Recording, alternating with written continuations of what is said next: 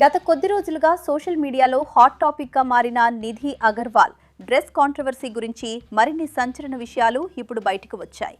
నిధి అగర్వాల్ ఇటీవల కొచ్చిలో జరిగిన 70వ Filmfare award south వేడుకకు హాజరైనప్పుడు ఆమె ధరించిన లాంగ్ ట్రైల్ గౌన్ను మోయడానికి ప్రత్యేకంగా ఒక అసిస్టెంట్ను నియమించుకోవటం తీవ్ర విమర్శలకు దారితీసింది. ఆ డ్రెస్ ఎంత అసౌకర్యంగా ఉందంటే ఆమె కనీసం నడవడానికి కూడా ఇబ్బంది పడుతుంటే వెనుక నుండి ఒక వ్యక్తి ఆ డ్రెస్ కొసరను పట్టుకుని ఆమె వెంటే నడవాల్సి వచ్చింది. ఈ వీడియో నెట్టింట వైరల్ కావడంతో అంత ఇబ్బందిగా ఉన్నప్పుడు అలాంటి బట్టలు వేసుకోవటం ఎందుకు అని నెటిజన్లు తీవ్రంగా ట్రోల్ చేస్తున్నారు. మరీ ముఖ్యంగా ఒక మనిషిని కేవలం డ్రెస్ మోయడానికి ఉపయోగించుకోవటం అతని గౌరవానికి భంగం కలిగించడమేనని చాలామంది అభిప్రాయపడుతున్నారు. అయితే ఈ వివాదం ఇంతటితో ఆగలేదు. ఇది గతంలో జరిగిన రాజాసాబ్ ఈవెంట్ చేదు జ్ఞాపకాలను గుర్తు చేస్తోంది.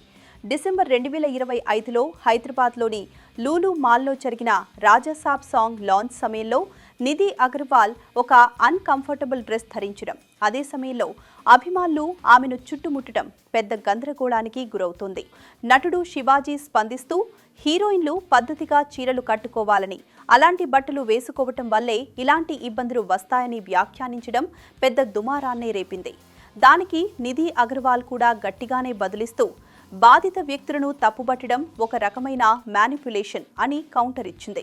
రాజాసాబ్ ఈవెంట్లో అంత ఇబ్బంది పడి విమర్శలు ఎదుర్కొన్నప్పటికీ మళ్లీ ఫిలింఫేర్ వంటి పెద్ద వేడుకలో తన ఫ్యాషన్ చాయిస్ని మార్చుకోకుండా మరింత అసౌకర్యంగా ఉన్న డ్రెస్తో కనిపించడం ఇప్పుడు అందరినీ ఆశ్చర్యానికి గురిచేస్తోంది.